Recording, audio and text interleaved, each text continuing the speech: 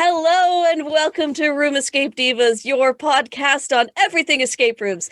This week, I am very excited to be joined by Leah Weitholter, who's from Workman Forensics and who's created the investigation game. Woohoo! Oh, I'm so happy to be here. Yay! I'm happy to be here. My name is Errol. I'm Amanda, and this is the first time we are breaking our hiatus, basically, I think. We've been taking a break. I didn't even do sound check. Can you hear me okay? Yeah, I can hear you okay. Oh, good. Okay, we're Oh, yeah. Good. Oh, that sounds way better. Yeah, that's much better. Okay. Sorry about that. Yeah. At any rate, so I'm really excited that this is the podcast that we're going to be breaking our hiatus with. Is your ring light on? Yep. Oh, okay. Does it look like it's not? Oh, no, I guess so. Mine looks just brighter. Maybe it's because of the backlight. I turned it down. Yeah. Okay, that's fine. We're all good. I guess we should have talked about all this, but I was too excited about all these things. Very I was excited about Leah. Sorry about that. There, I've turned it up. So I promised I'd be good because this is like a very, professional podcast. I was like, we have a shorter time, so you can't Oh, right. That's right. You weren't going to invite me because we didn't have a long time, and we knew that this would happen. Would be like this. Yeah. At any rate, welcome, Leah. Thank you for joining us today. Yeah, I'm super pumped to be here. Like, for real. Awesome. Look, that's like a cow in your background. Did you paint that? No, my sister did. Oh, cool. Yeah. My wife likes painting, and she also loves cows. I'm surprised she hasn't painted a cow now that I've seen that. You'll have to show her this one. I think so, because she absolutely adores cows. That has nothing to do. So but that's okay. I'm going to give a little bit of a background here. So the reason that Leah is here today is because I'm currently in, as I've mentioned on this podcast before, I'm currently in the forensic accounting program at Seneca College here in Toronto. And while I was at one of our meetups, I was mentioning forensic accounting is cool and there should be a game on it. And then somebody in our meetup said, oh, like this one?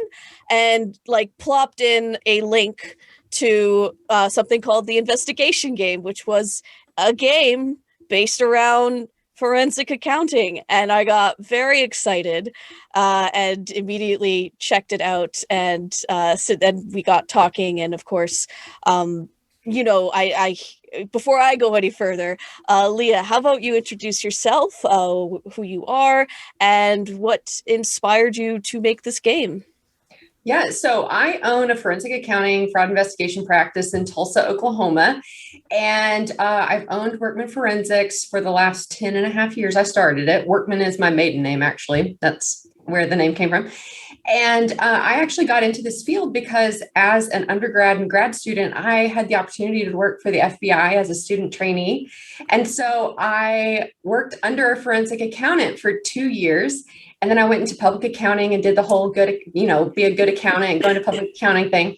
So I prepped taxes, but while I was there, they started getting more forensic accounting type cases. And they said, oh, Leah worked for the FBI. She can work these.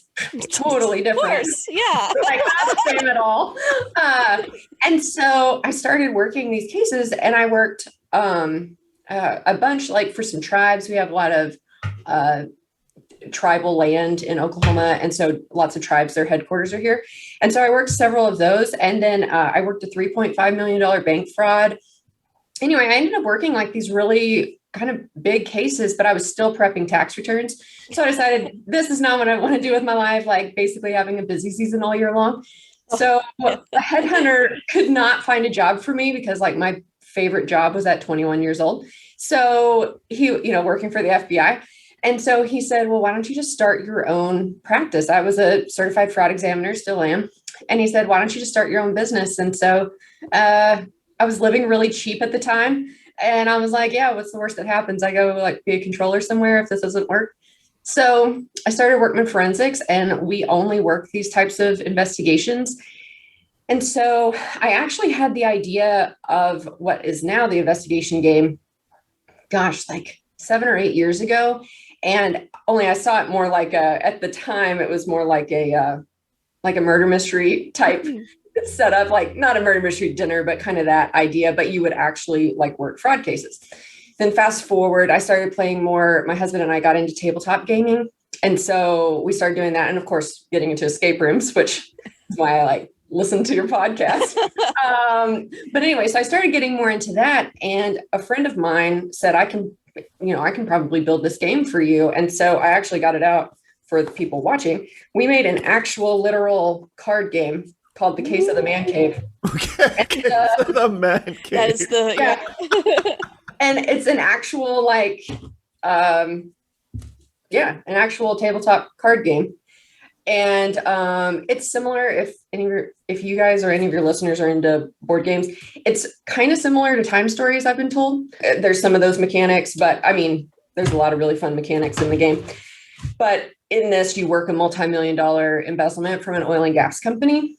And it's super fun. And then of course, COVID hit. And we were like all ramped up because I built this like several years ago. It kind of just took a while to catch on. I had all these things booked for 2020 and then COVID happened. Right. So all those things got canceled. And so we just kind of, I've got a staff, there's 6 of us. And I just said, okay. And our lead senior data analyst can like program too. She's amazing. And so I was like, what can we build online? And like, what platforms can we use to like turn this around? We had schools that wanted us to come and like, they still needed us to do our thing, but we couldn't because we couldn't go in person. So we converted Case of the Man Cave to online, which we learned it's like way too complicated for that. So we've changed that. But then we built another one, which is what Amanda played. And it's called Case of the Cash Flow Fiasco. And that one was actually built for this online platform instead of converting a card game to online. And that one I think feels a little more like an escape room, a little more like an online escape room. So not quite, but it's closer. So anyway, and then I'm just a huge fan of escape rooms. And so when my assistant told me that Amanda had called and she told me who it was, I like screamed in the office. I was like, what? I listened to this podcast. What are you talking about? Believe me, that was not the response I was expecting to hear. Can we call you Agent Weetholter?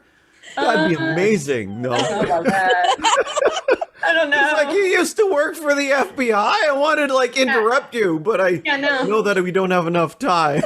No, I am a private investigator, but I was not an agent with the FBI. So technically I'm not an agent. So like Wietholter, PI. Wow. Yeah. That is the thing. That is true. That is cool. That is very cool. That is very cool. So you got into escape rooms, and from what your I have her Alicia. I was going to call her Allison for a moment.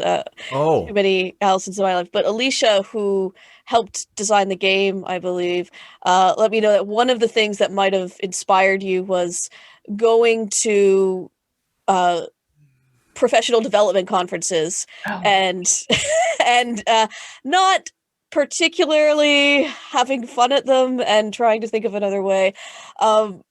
Do you want to explain a little bit more about that, or just how like conferences for accountants and they're not particularly fun, right? No, in case anybody out there wants to know.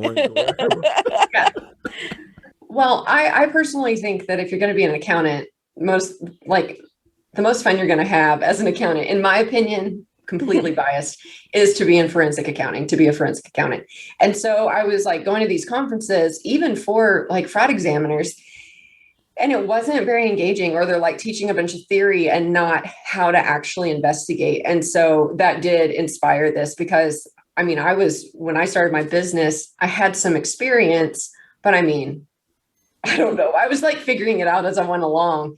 And so once we started developing something that we now call our data sleuth process, like we trademarked the term data sleuth, but it's using data analytics and data analysis within fraud investigations and forensic accounting.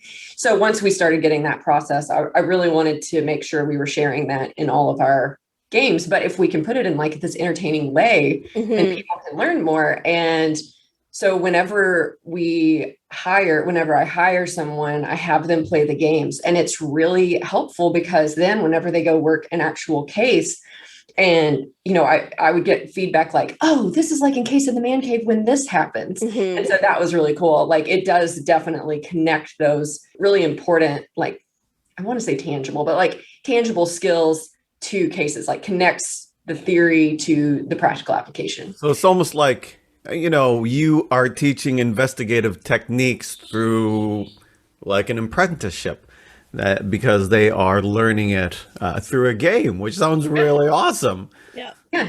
I will say that is something that actually very much helped me. And I really enjoy my classes, but you're right, they are very much theory based, apart from like assignments that you have to do and that kind of thing. But so doing this game, yes, it suddenly started clicking the synapses together of like, oh, okay, so this is what it looks like when you're actually discovering it. And this is how you looked at the pattern. One thing I did enjoy at the end of your game was that you went through your ideal way to solve the case so that you could kind of compare how somebody...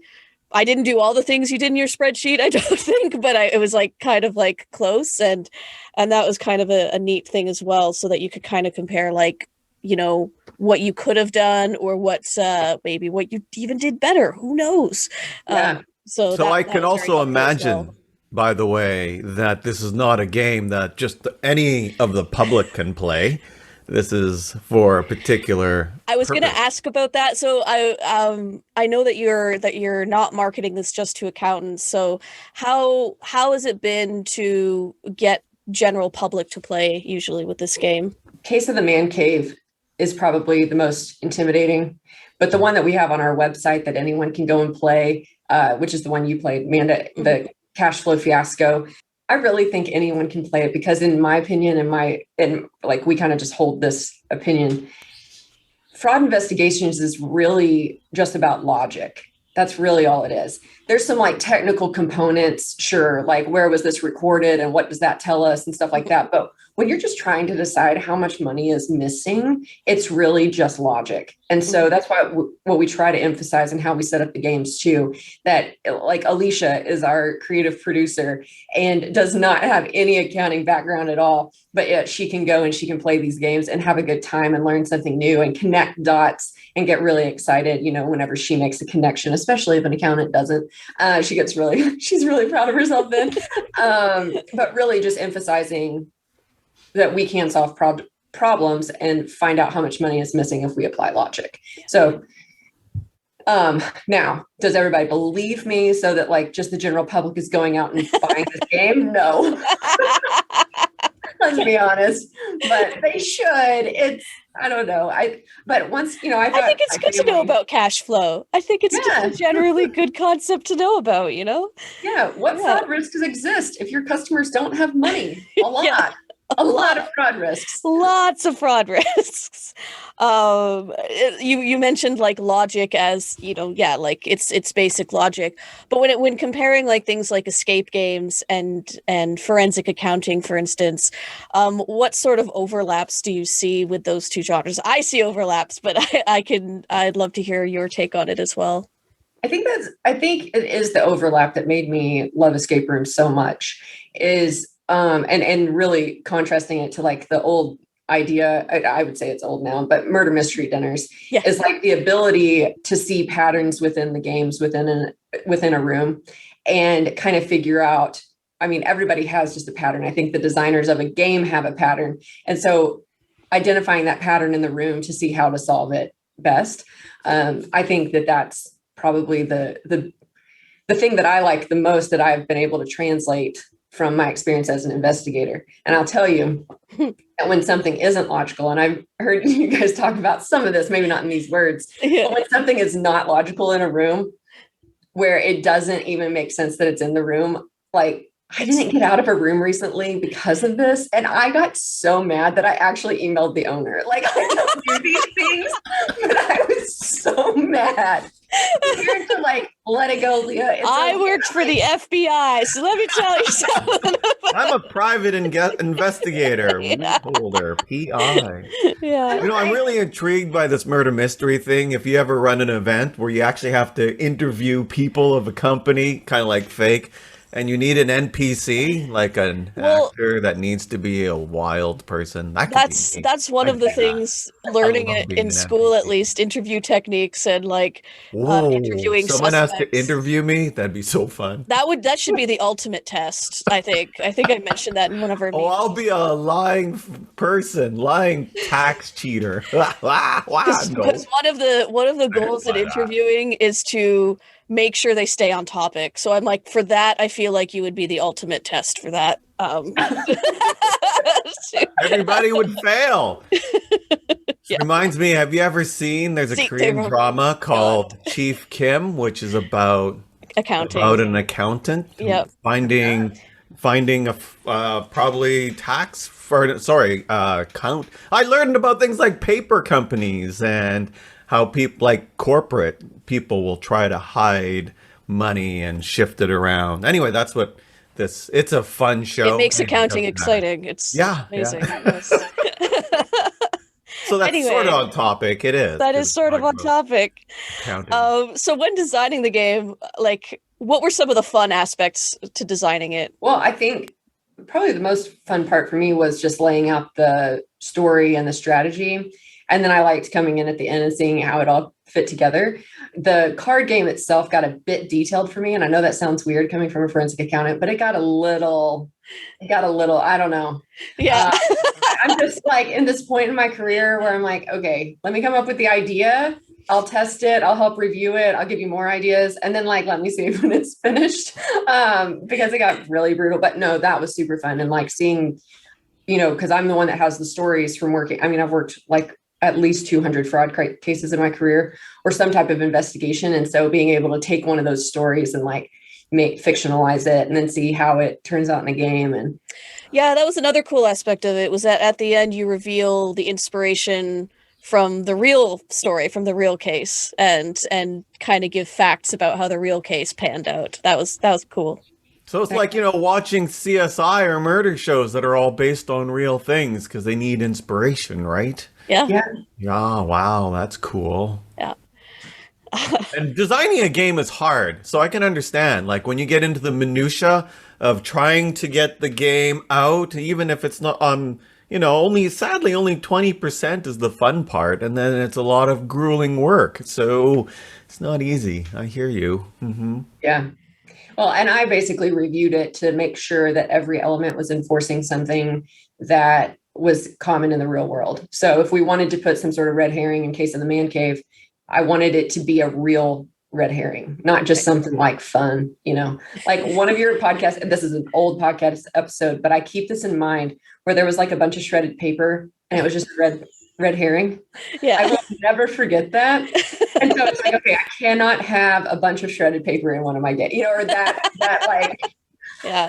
that picture in my head. If it is that time consuming where you're just wasting a bunch of time on something and not progressing the story, then I'm not going to include it. Yeah. So an example of a real red herring in a case, then, would that be something like a hypothesis that you develop, that you kind of chase down and realize, oops, that's not actually the answer? Yeah. So one of the things we emphasize is best evidence. That's across all of our trainings. So, a lot of times accountants want to say, well, I want to investigate this case because using the sorry, this is going to be a little technical, but so accountants will say, I want to use what's in the system, in the general ledger, in the accounting system to run my investigation. But that's not best evidence, because if your subject controls that accounting system, then, and you're relying on it, you're not going to get the whole story. Right. So you have to go a step further and say, okay, what is actually my best data source? What's my best evidence? And that the majority of our cases, that's going to be bank or credit card statements that you get directly from the bank. And so when you're playing, especially Case of Man Cave, I'm talking about that one a lot, but when you're playing that one, you really have a bunch of those options. Like, we're emphasizing best evidence, but it's still interesting because people will still choose to go down the accounting software path because that's what they're so familiar with. And then, and you can work the whole case doing that. You just won't win. Oh. So I can imagine too, right? That because in an escape room, you don't normally want to have red herrings because you don't want to mislead the player because it's a game. However, in this case, you are investigating fraud, and the person who's making the fraud is the red herring, and you have to find out what they're lying about, I would assume, because Well, I guess at in an the point, investigation too, they're going to do everything in their they power to make sure you can. go down the wrong path. Yeah, no, which makes sense because Yeah. you are investigating them. Yeah. And so what's the biggest takeaway you've gotten from the games and the design process so far? Either through designing it or through seeing how players have reacted to it. So one of my favorite stories of the in-person Case of the Man Cave card game is when it was I think it was still our beta test version, so it did not look as pretty and it didn't have a nice website. It was pretty clunky, but we were just presenting anywhere that would like let us do it for free, like just let us test it out. So this local chapter of CPAs decided that they wanted us to come, but they didn't tell their members that it was going to be a game. And so there's like 50 people at this event, at least, if not more. Oh, goodness. And they don't tell their members. And a lot of their members were semi-retired or retired. And so they're, my project manager at the time is doing the presentation piece. I'm getting the game set up. And I mean, there were people who were like mad whenever we said, okay, this is how this game's going to work. I mean, because they had no idea it was going to be a game. And a lot of people, Errol might not know this or some of your listeners, but whenever you go to these conferences, a lot of people just like work during the presentations. So the fact that they had to stop working and play a game was like making them so mad. I mean, at least 50 people, maybe it was maybe 75. I don't know. It was a lot. So we divide them all up. It's already a clunky game. We had to put computers everywhere. Now you don't need computers, but like we set all this up. And so, you have kind of your early adopters or people who are naturally like, okay, I'll give this a try. So they start playing, but we had a few people that just stood at the back wall with their arms crossed and like, they're kind of watching what's happening, but like, they're going to stand there for 65 minutes, like they are not going to play this game. By the time they got to like, I don't know, it's done in phases. So by the time they got to the third phase, those people are like leaning in. And then by the end, like by the last phase, they're like bossing other tables around, telling them what to do. So it just like, by the end of the thing, they're like, oh, this is cool. So I think for me, a lot of the feedback is like, there's quite a bit of resistance sometimes telling an entire group that you're going to play a game, because you tell us we're going to play a game. Sweet. We're all in. We're game people. But you tell an entire room, and just the realization that not everyone would want to play a game. That was a little shocking. But once they start playing, people are like, this is really cool. This is fun. So we've had really positive feedback. After going virtual, that has definitely been a learning curve. Because not only do you have people who don't really care for playing games, but then you add technology on top of that. It's been tough. Yeah. I'm ready to go back to in person real soon. Yeah. Oh man, yeah, I bet. I would hope that it's been like a year. People should be used to online. Even my sister is now relatively used to online technology. Although we once kind of sprung it on her. Okay, it's going to be in Google Hangouts. What? Oh no! That was a hilarious time. My poor sister. Just like click this link. Do I do anything else? No, I don't think you have to, but we'll find out. Now, to be fair, sometimes the Google Hangouts annoys me. But anyway, yes. that's another story. That sounds cool. I can imagine too when I'm at meetings at work. Good thing my workmates aren't listening to this, but it's like I will just start working because there's part of the presentation that doesn't deal with me, and so who doesn't work during work meetings? Sometimes I'm like hearing someone talk, and I'm checking my emails at the same time, and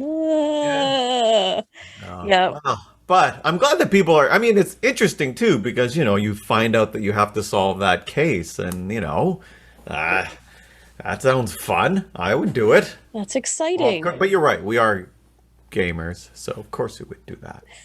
Right. Do you have any future plans for more games? Like a murder mystery where you need actors to be like, stubborn. To interview NPCs. Stubborn NPCs. I could be a stubborn. Yeah, gosh. So, I mean, maybe we'll just have to make one. Actually, there's a PI because of our podcast, the Investigation Game podcast, I interview private investigators from all over the world. That sounds cool. It's really fun. We talk about really just a whole variety of investigations. So, So not just accounting or forensic investigation, but all sorts of private wow, that's neat. I know. We had I had somebody a few weeks ago talk about death investigations, DUI investigations. I'm trying to think of what's coming up, but anyway. Columbo. Silly. But there was this PI that was like, hey, whenever we can go back to in person, would you want to build a game that's kind of like an escape room? But like, do this. I'm like, oh, okay, we'll think about it. So maybe. What by the way, yes, I've started listening to your podcast. I'm also very happy you're here because every time I mention forensic accounting to Errol, he's like, what, spreadsheets? And it's like, no, not just. And well, to be fair, I only do that to bug you because true. I love spreadsheets. Yes, to be honest. Love spreadsheets. Yeah, it's like, it's not just that. But even that, those are fun. Shut up. Yeah, that's exciting. That would be really exciting to see. I do enjoy, like, one of the things I like about it that also I feel has an overlap is just the number of things you could investigate. Like, it's like you said, it's not necessarily just financial records, it's interviews, it's like documents, emails between people, texts between people, and it really is like it really feels like a game sometimes. Even like revision history. Oh, that'd be kind of fun. You have to go back into the revision history, see what they changed. Yeah, those are good cases. Those are fun when there's an audit trail or revision history. Yeah, those are good. Yeah. I'm curious, actually, what are some of your favorite either types of escape rooms or escape rooms that you've done that really excite you? Okay, so I did think about this ahead of time. So I'm in between like 20 and 30 escape rooms, somewhere in there. I'm probably closer to 30. And I do take my escape rates like seriously. Do you have a spreadsheet for that? I was wishing I had started one, like, because I just kept getting like hooked and stuff, but I have not gotten out of 3. So like, and one of them I was like, one was the very first one I did because I didn't know how they worked. Second was the one that is one of my favorites, and I actually didn't get out of it. It's in like the Dallas-Fort Worth area. Okay. The props are incredible. The puzzles were incredible. They were all different, but it was a room made for about 10 people. And it was my mom, my dad, and me. And then it was going to be 2 of their friends, and then their friends bailed. So then the 3 of us did the room, and like my dad had never done one before. I don't think my mom had done one. Anyway, we did not get out, but it was by far like the best. And then the third one I didn't escape from was the one that I emailed the owner about, which we won't mention which that one was. But I love the one in Dallas, and then I did one in Portland. That was really great. I can't remember. They kind of all run together. But I did that one with a group of women business owners. It was like a trip that we took, and I convinced them we should go do an escape room. And oh man, the people who built this room, I guess they did haunted houses. So they're just everything, the way it was programmed, the puzzles, it was great. And then I've done a really good one in Boston. So those are probably my top 3. Which one in Boston? See, this is why I need a spreadsheet. See, the one in Boston I may have done. That's why I'm kind of interested to know. It's not Escape the Room. It's like one of those that they have lots of locations, like kind of not a franchise, but kind of like that. Escape in 60 or something like that. Oh, right. Is it one of those? Oh my goodness, it blanked on me. Is it the one where how come, is it in Foxborough? Why did I forget what the name is? This is anyway, sorry, we won't continue. There are quite a few in Boston. I did this one like 3 years ago, 2 or 3 years ago. Those are probably my favorite. I apologize to any Tulsans listening to this that it didn't make my top list. We don't have very many, so I've done worries. 30 of them. You know, you're very fortunate because you went on a work trip and you were able to convince your workmates to do an escape room. I've heard horror stories of, I went on a work trip and nobody wanted to do anything with me. Oh, no. No, I try to, if we try, I don't get to travel a whole lot right now, but, or even prior to COVID, but anytime I go somewhere, I try to do one.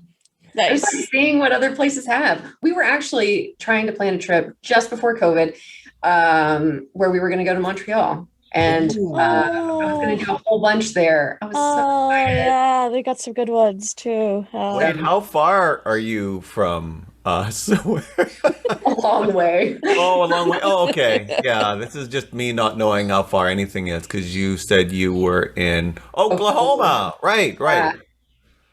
Yeah. So we won't sing at you. You probably hate it when people do that. yeah. She's not going to deny it. There's no, yeah. Please don't. There are no elephants in Oklahoma to compare any sort of vegetation. Anyway. Yeah. Okie dokie then. I did have a question. So for anybody who's interested in playing the game, especially if they're not an accountant, what advice would you give them going into, say, something like the cash flow fiasco? If you just play on your own, there's no time constraint. You know, I challenge people, try to do this in this long, but to just really kind of hone in, like really to create an efficient investigation. But I think if you've never done it before, just take your time because all the evidence is there. And like I said, just using logic to work your way through it. I just really think a lot of people can do it because we do explain some different kind of industry specific things, and we do it through video. And so I think using logic, and if you're not afraid of like looking at your bank account, you can do this. Yeah. There was the one concept, because I understand cash flow, but the industry that you cover in that game is one I'm like never, ever, ever, ever dealt with. So that was good to have a little explainer video to tell me like, here's how this industry works. I'm like, oh, okay, cool. And it's also set up where, you know, if you kind of get down the path and you want to go back, you can totally go back and Exactly. and or see how it applies. So. Yeah. And if you are an accountant and you need, you want to do a corporate thing, this could be done for CPE credits too, Yes. which is fantastic. So why not get your work to get them to play it? We actually are now doing Case of the Man Cave digitally, virtually, but you have a room host. Like, right. So if you've done any of the virtual escape rooms, like how they'll have a room host in breakout rooms, that's how we're doing that now. And so kind of help to navigate the more difficult game. But so that one we don't have available to play on your own. But yeah, for groups, that one's really fun. And that sounds a bit more exciting than listening to a webinar and then making sure you're there the whole time to answer all the polls. Poll questions. Isn't that another way to get CPE credits? You have to go to these webinars, and then you have to. And it's funny because I have hosted some of those webinars before in my work life, and it's you can see all the questions. When's the next poll? It's like, oh, for Pete's sake. We almost done. When's the next poll? I need to answer this poll. Okay. I know. We actually took Cash Flow Fiasco, the game, and we made an interactive presentation where you get to work the case. And it's different. It's different from the game, but the same story. But you work it like with me instead. So if you've got a group that love games, and but we made it where all of the polls actually like answer questions about the case. So, but gets to pay attention. You don't get to just click, yep, I'm here. Then you can see, wow, everybody is wrong again. This is why you're failing forensic accounting. Yeah. Well, we have seen that, and it's kind of sad. Well, thank you so much. I'm just taking a look at the time here. Look how good I've been. I've been very really good. I had to like hold back. Yeah. Oh no. Because I know that you have to go soon. We only have 4 minutes left. Well, and one of the reasons I wanted to get you on the podcast as well is because I love seeing the, how escape rooms and real world industries can influence each other, and how you can learn about different things through gaming. So this was very exciting to me also, and just personal bias. Obviously, I'm in forensic accounting and fraud, so it thrilled me to no end that there was a game out there that covers it. So if people would like to go either check out your game or your podcast, or hire you for the fraud that they're experiencing right now, where can they go? Everything is hosted at workmanforensics.com. If you're interested in just the There's game, this. yeah.